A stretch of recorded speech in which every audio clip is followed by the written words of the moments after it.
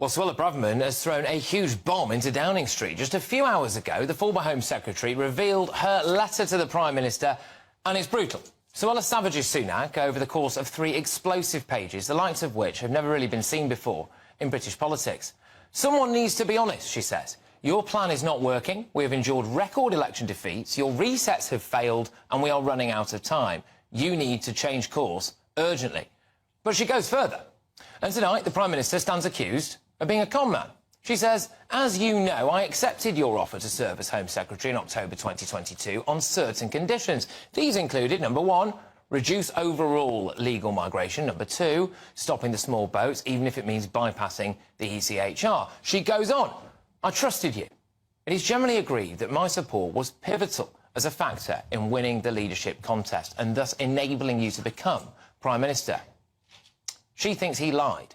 She thinks he's more interested in serving a foreign European court than the British people. She thinks he put people in danger from extremists on our streets because he was too much of a coward to get tough on hate marches. But if you wanted more evidence, then look no further than the man he's replaced her with. James Cleverly, the guy whose support for Strasbourg is so extreme, he practically has a season ticket there. And this is the crux of Suella's scathing takedown. And I quote, I can only surmise that this is because you have no appetite for doing what is necessary and therefore no real intention of fulfilling your pledge to the British people. So, when Sunak looks you in the eye and says this... Control of our borders. I will not rest until the boats are stopped. We will pass new laws to stop small boats. To keep my promise to you. To stop the boats. Stop the boats. Is he lying to us all? Is he using the office of Prime Minister simply as a way of beefing up his CV?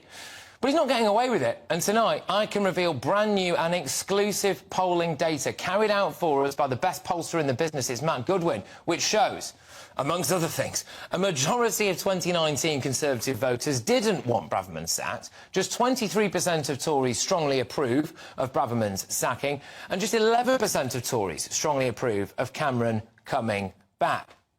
Finally, in a telltale sign that it was Braverman reading the public mood all along, more voters of all persuasions back the Rwanda plan than oppose it. The decision on that, by the way, comes out from the Supreme Court tomorrow. That'll be tasty, won't it? Sunak was the man who stuck the knife into Boris Johnson. That's what many people think. Well, the knives are back out now, aren't they?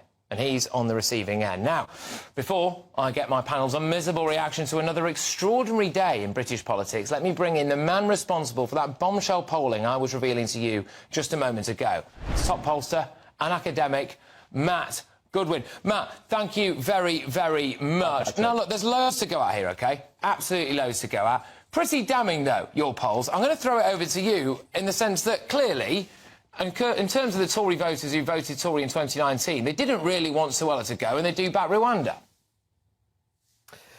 Yeah, I mean, look, what we're looking at, Patrick, is a Conservative Party that I think is really adrift from the voters it won in 2019 and needs to win back. What we see is large majorities of them, they want that Rwanda decision tomorrow to go their way. They want control of their own national borders. They're not impressed that Rishi Sunak dumped Suella Braverman. They're not impressed by the way that he brought back David Cameron. And here's the most revealing thing, Patrick. Here's the thing that really stood out. Nationally, only 11% of people think the Conservative Party represents people like them, that understands the concerns of ordinary working people. But among Conservative voters, the party's own supporters, only 27% think the Conservative Party understands their concerns. I mean, look, this is a party, Patrick, that is completely and utterly lost. Indeed. And that is absolutely shocking, isn't it? And when you look at these decisions now to get rid of Suella and to bring in David Cameron, I mean, it has had absolutely no cut-through with people at all, has it? Was it worth it? The Conservative Party, Patrick, as you know, is still leagues behind the Labour Party in the polls. It's on about 19% in our poll today. The Labour Party is cruising to a majority. Here's what is about to happen. The Conservative Party is going into an election defeat, but it's also going into a civil war, a philosophical, ideological civil war about what is conservatism. And Suella Braverman has outlined her vision of what that is today. Lower migration, get tough on crime, deport foreign nationals who glorify terrorism, leave any institution or judicial agreement that prevents us from controlling our own borders. So Suella Braverman, Patrick, this isn't just a pitch for the leadership. This is a rallying cry for a completely different brand of conservatism. And what your polling data, both this time round, exclusively for this show, which we're very, very grateful for, Matt, but also historically as well, shows that those kind of views have the support of more people than not, don't they? Well, I've consistently shown that Suella's positions on immigration and multiculturalism, on how we should deal with Hamas terrorists, and they're terrorists, as we know, her views of police, her views of the institutions.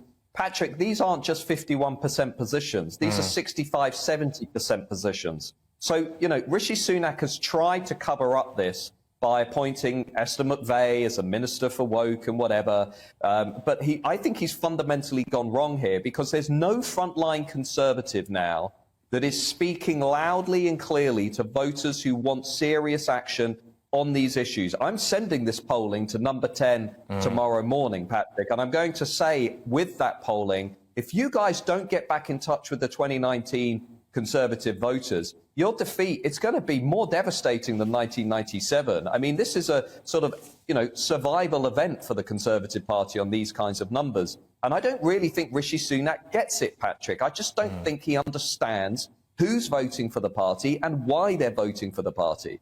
Yeah, absolutely. And look, Matt, thank you very, very much again for providing us with that exclusive content. Make sure that you do check Matt Goodwin out on Twitter. He's always got his finger on the pulse there, and on Substack as well. He's a top pollster, top academic, and top friend of the show as well.